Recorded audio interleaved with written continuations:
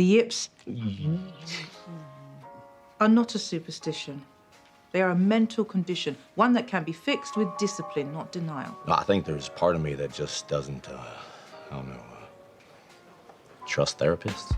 So, I've made videos on Ted Lasso in the past, one about its depiction and exploration of masculinity, one massive character analysis breaking down the psychology of Nate Shelley, but I've always had the idea to talk about the actual therapy depicted in this show someday. So what, do I just sit here and blabber on and on about myself? Because, yeah, I'm a therapist, and I've discussed the therapy depicted in other shows and films from time to time. But season 2 of Ted Lasso brings in the character of Dr Sharon Fieldstone, who is a sports psychologist, and she's there first to help Dani Rojas with a specific issue, only she proves so beneficial that she is then hired to stay on at the club for the entire season. What can we make of the therapy shown here? How accurate is it? What can we learn from it? How good a sports psychologist does Dr Sharon appear to be? This video specifically will focus on the scenes from episode 1 of season 2.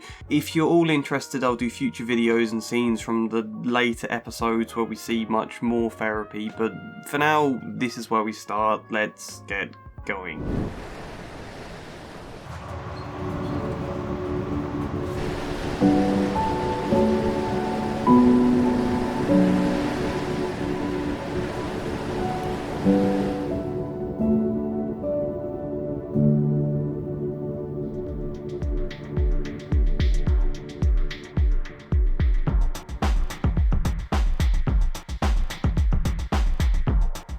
So I think we need to actually start with the context here, because most of what we see in this first episode is stuff around the therapy. We don't actually really see any sessions taking place until later episodes, and the setup before sessions even begin is very important to the work, particularly if you're a therapist coming into an organisation with lots of people. That makes it very different to just doing like one-to-one private work in an isolated space, your own counselling area or something, because no, whilst you might still be seeing one person for sessions within this club of Richmond FC, you're still having to navigate interactions with the manager, the football director, you might come into contact with other players. Yes, you're here to offer confidential one-to-one work, but you're also stepping into a big community of people here, and that can change a lot. So Dani Rojas, he is Richmond's star striker, an endlessly energetic and cheery man who breathes football to the extent of his regular motto. Football is life! No, no, no, no, no, no, no, no, no. And season 2 opens with him taking a penalty at the end of a tightly contested match. Richmond have drawn their opening 7 games of the new season, which,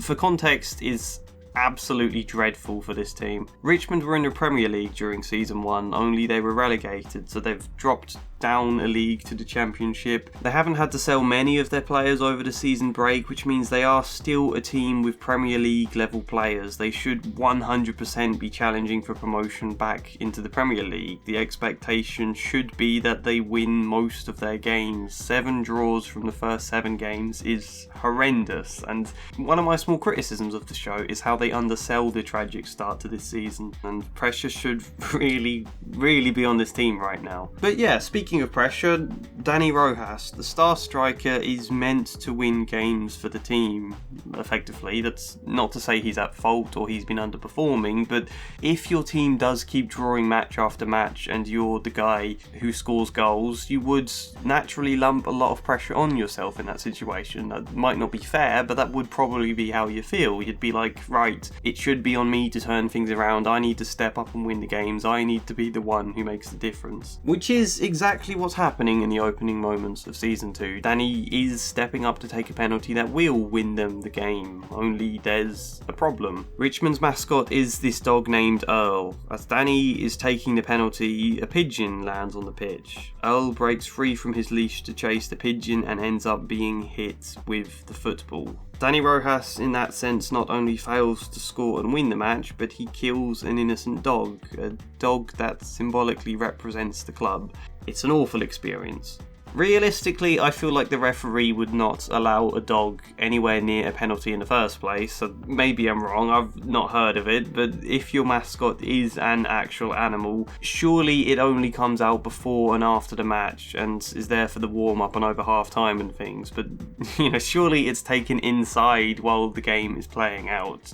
Surely. Also, I think the referee should have blown his whistle to halt the penalty when he saw a pigeon land in front of the goal, because that would be a distraction, and surely the penalty would have been retaken when a dog stopped it going in. But this is a show, I'm not here to analyse the accuracy of the football, that's not what this video is about.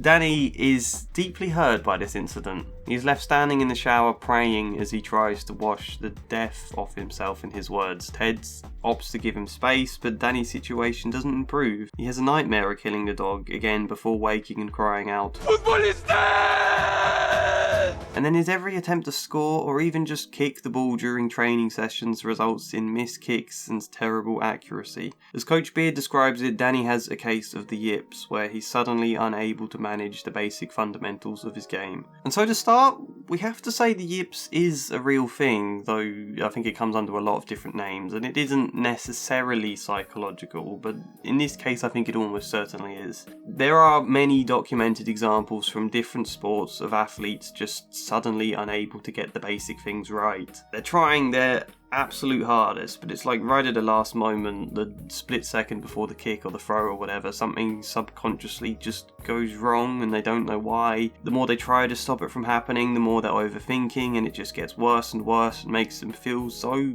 out of control. Can you imagine the deep shame and sense of powerlessness you'd have if you're a highly talented professional footballer suddenly unable to kick a ball properly? Pressure almost always plays a part in these kind of situations. As much as I spent my childhood dreaming of becoming a footballer, we overlook the colossal pressure of this job. And I think that's probably part of why the yips comes wrapped up in all these layers of superstition and fear, because it feels a bit like an eerie curse that could suddenly fall on any of these other players. They don't want that. They don't want to think it might happen to them, They don't want to think about it at all, so just projected into this eerie curse that's happened to fall on Dani. But he has gone through a traumatic experience here, and it's left him with deep guilt about killing an innocent creature. It makes him feel a lack of agency in his game, because just kicking a ball can literally end in death now, it seems. There's a terrible anxiety there. I think crucially, football is Dani's escape. It's his totally positive thing of passion where he can feel capable and happy and excited, and it's what he grew up in love with. It's his world away from all the darker things of life. He puts all of his happiness into this sport, only suddenly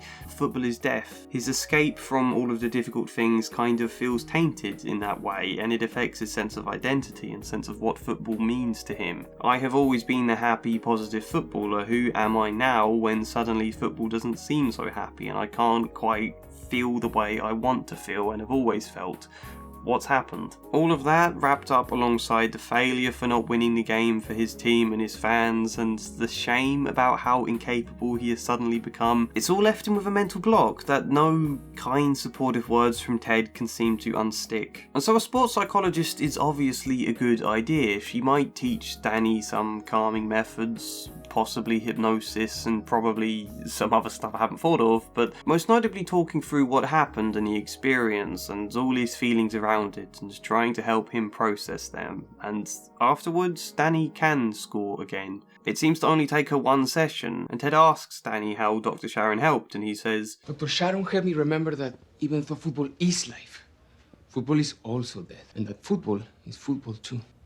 But mostly that football is life. Which is exaggerated for comedy, but football isn't all positive, rosy, upbeat stuff. It's a complex mix of light and dark, I suppose. Like most things in life. We don't need to get so dramatic and pretentious about it here, but it's an important point because it's a microcosm for all of Ted's own arc in this season of the show. Ted is incredibly positive. At times it veers into toxic positivity, but no, we don't have to be afraid afraid of the dark and the uncomfortable feelings, we can think and talk about them and work our way through them. We don't need to push them aside. Though not exactly, I think Ted too kind of wants to keep football only as life. All the uncomfortable stuff at arm's length until he reaches a kind of breaking point in this series and is forced to start looking into things again. Football is mostly life, but it can also be death, and that's okay.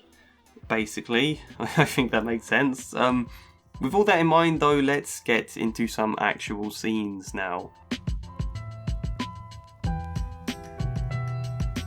So Ted's, Coach Beard and Nate are hitting a bit of paper about when Higgins comes in to introduce Dr. Fieldstone. Oh, you don't need to stand. But it makes it a lot easier to do this. It's nice to meet you. It's nice to meet you. Sharon is not amused by this. She's all straight to the point professionalism as a total contrast to Ted, which I think is played up for TV, but even so, I think there is a fine line a therapist has to walk in these kind of situations, because you do need to appear professional. These are people hiring you effectively. They need to trust that you can do a good job, not just because you need to be paid long enough to provide the therapy required for the actual client, but also if Ted in particular doesn't trust you, it might lead to him interfering in some small way. He is the manager who is very keen to do what's best for Dani, but say things don't improve immediately with therapy. You know, sometimes it does just take time. You don't want Ted losing his patience and thinking, right, Sharon's clearly not the right person, let's get rid of her, let's bring in someone else, when that would completely disrupt everything for Dani. Nor do you want Ted silently grumbling his concerns about Sharon to Rebecca or Higgins, or perhaps even feeding into other players. Evidently, she doesn't eat sugar. What a fucking asshole. Because on a social level, that could start to affect how well the work goes with Dani or whatever other clients. And I think if you come across too informal, some people can look at that and think, well, they can't be good at their job. They're clearly not the good professional person. I think therapists do loosen up more in actual sessions with the actual clients, but they do want to come across professional here. And yet, on the other hand, they don't want to be too formal and too cold. You naturally need to be authentic, and Sharon is clearly naturally quite professional in her manner, and that's absolutely fine for her to be, but I think she also needs to be aware of that in order to mitigate it and to try to help form some connection. So I understand that Dani has developed a case of the yips. Hey! Okay, that's two weird things in a row. What's going on? There's just something a little too much like a school teacher telling off her students about the dynamic here. There's better examples for that as this scene goes on, but, you know, it's an obvious point. This is first impressions. Smiling sometimes helps. Instead, it all feels a little bit like she's telling them off for not being professional enough. Well, Doc. Doctor. Right, yes, of course, sorry. Doctor. It's a superstition. Correcting his grammar is just so unnecessary. It breaks connection, it puts him on the back foot, it could completely interrupt his train of thought, which is not what you want when you're asking questions to try and understand the situation. In reality, I think Sharon should be asking, is it okay if I sit down for a bit and we have a quick talk, or if we can do that at some point soon. One in which you can learn a little more about Dani and his situation, as well as, very importantly, explain how you work to Ted and the others. Check they understand what therapy is beyond some of its stigmas. See how they feel about the idea of it, you know? There's a scene earlier in this episode between Coach Beard and Ted in the pub where Ted admits, whilst he's happy to give therapy a shot if it helps Dani, he personally has a lot of reservations about it. I think there's part of me that just doesn't, I don't know, trust therapists. And he explains when he once did couples therapy with his ex. I just kind of felt like I was being set up, you know? Like I was going in there not to be listened to, but rather just to hear about all the things I've been doing wrong. So as a therapist here, that stuff is important. It would be great to sit down and just ask Ted how he feels about the idea of a sports psychologist coming in to help his team, and then being able to reassure him and talk things through and just make sure he's on the same page as you. The yips are not a superstition. They are a mental condition, one that can be fixed with discipline, not denial. Is a good thing to tell them, I think. The more they all look on Dani's situation as some mysterious curse, the less they'll trust him to be able to overcome it, I suppose. Possibly the more pressure they'll put on him, possibly the more projection, the more he'll be an outsider, you don't know. Although, again, it does feel a little like she's telling them off. So then you're pretty confident that you can help us out with Dani, huh? Are you good at your job? You know, there's a big difference between being professional and confrontational. It is, of course, good to reassure people that when they ask you this, that yes, I'm good, yes, you can trust me, we need to trust for all of this to work at its best. Put all bullshit humility aside and be honest with me. Are you good at your job, yes or no? I quite like how she cuts to the truth, admittedly, but it's still confrontational and still a totally unnecessary thing for her to do when it's all just set up for her to say, well, as good as you are at your job, I'm twice as good at mine. You know, that is not a confident, reassuring answer to Ted's question. That is just bravado. I do kind of like what it adds to her character in a dramatic sense for the show, admittedly. She's like someone coming into a very male-dominated environment of people, many of which will have stigmas around mental health issues and therapy. She needs to come in feeling confident and capable, and I don't think how she is here would necessarily reflect how she'd be in sessions, so that's true. But it's then as she becomes more familiar with this environment and these people that she reveals more humility. But even so, for now, saying all of this doesn't seem a very therapeutic thing to do, and it does leave all of them here feeling like naughty school children. We're very lucky to have you. Thank you, that's good to know. Thank you for coming here. She asks where she'll be conducting the sessions, and Higgins offers her his office. Great. Nice meeting all of you, and sorry to have interrupted your game. What's your record? 1,236. Impressive. That's more like it, you know, a bit of humanity showing. There we go. It's a nice way to end the scene. Now let's move on to the actual session.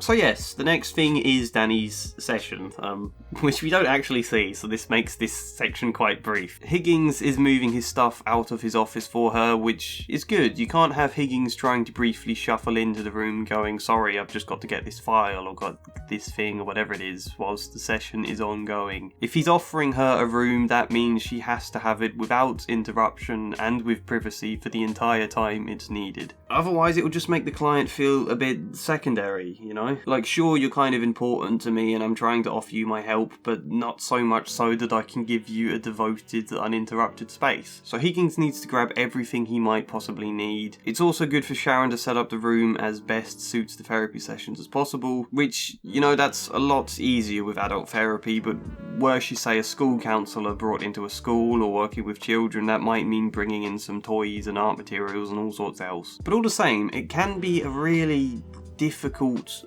awkward situation when a therapist has to use someone else's office for sessions. They might be fine to offer their office for now, not really thinking ahead of the future, partly out of politeness, but what if the therapy goes on a lot longer than they imagine? What if this is someone having to sacrifice their own office at inconvenient times for an indefinite future? That could start to rankle on them, possibly make them a little resentful of the therapy, which could then possibly start to affect the work in an indirect way through the network around the clients you're seeing.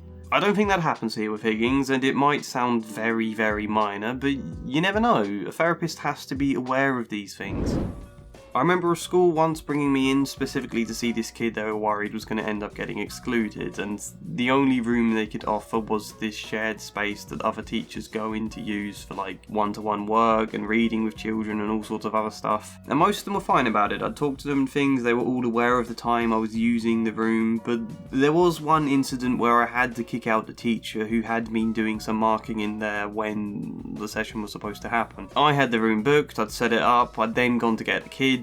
When I came back, she's sitting there doing marking and she had a right huff and stomped about how she needs to get her work done, and it made the kid feel guilty, which is just not right at all. You know, I had to talk to her about it later on. You can't make a kid feel like he doesn't deserve his space for therapy just because you want somewhere to do some marking. So I think the lesson there is, if you need to use someone else's room for sessions, try your best to make sure they can commit to giving you this room, that they understand what it means, and just generally try to build some connection with them. She arranges these two chairs here for sitting on, and I do take issue with this. Not having herself positioned behind a desk, for one, that is great. The weird dynamic it creates when a therapist sits behind a desk looking all powerful and knowledgeable, and how that can make you feel like some lesser, small being coming into sessions. It's good she's not doing that. She's got them both identical chairs without a big desk dividing the space between them, but don't sit the chairs directly facing each other, and not so close either. There's no distance between the chairs at all, and with head-on positioning that can feel really intense, like the client is under a spotlight or something. It's a point I've found lots of different therapy approaches always mention. Angle the chairs slightly like this, or like this. People find coming to therapy daunting. You want them to be as relaxed and open as possible. Having the chairs head-on with each other can make that just much more intense. I think I mentioned that actually in my video on The Sopranos, but I'm saying it again because it's important. Hey, Doc. It's her. This right here, this is Dani Rojas. Dani, this is Dr. Sharon Fieldstone. Nice to meet you, Dani. How you feeling? Again, the very obvious point. A smile when you greet your client. That's good. Like a murderer. Please. All right. Yeah. Want me to stick around, help you break the ice with Dani? The classic thing, same as I talked about in my Good Will Hunting series when they try to stay in the room for Will's first session. The ice doesn't need breaking, you know? The therapist ideally does that ice breaking themselves by sitting down, introducing who they are and what they do, clarifying how it all works, asking what Dani's hoping to get from this, what questions or reservations he has. People do sometimes want to sit in on sessions because they're curious or apprehensive about the work. Maybe they want to sway your opinions in some way. Like in a situation with parents, they can sometimes worry the session will just be their child complaining about them non-stop. Like they'll want to get in and prevent that, or be able to defend themselves against the therapist. I think Ted here mostly just wants the best for Dani, and he's already a bit mistrustful of therapists, which is why it would have been good to have a conversation with Ted earlier and help him understand the work, which then may also have prevented the closing of the door on him feeling so much like a rejection. So yeah, the session happens, we don't see it, and then later Dani comes out all pumped and upbeat for training. Sharon watches on from the stands, which I have mixed feelings about her doing. I should hope she asked Dani first if he minded her coming out to watch, because he might find this supportive, but he might also find it feeling like an added pressure. It's good for her to see exactly what's going wrong for him, obviously, to see what the issue is. That might help, but clients don't always like the idea of their therapists existing outside of the therapy room. Sometimes they want therapy as this contained, safe box that they can trust won't invade the rest of their lives. Also, when Sharon starts offering therapy to other players, they might start having feelings about which of them Sharon comes to watch, who she's paying more attention to, how it might feel to see your therapist interacting with other people that you know she sees for therapy. Again, it could mean nothing, but it could also cause problems. I wrote my dissertation about how counselling two children from the same classroom can create feelings of sibling rivalry between them and how you need to manage those feelings. Anyway, Ted waves to Sharon and she doesn't wave back or respond at all, which feels a little harsh. Dani tries a corner kick again. This time he is able to hit the ball well and he actually scores from the corner and everybody celebrates. Dani is cured. He's back to his old self. Sharon leaves all dramatically, like, my work here is done, kind of swish of the scarf type thing. But the work might not be done.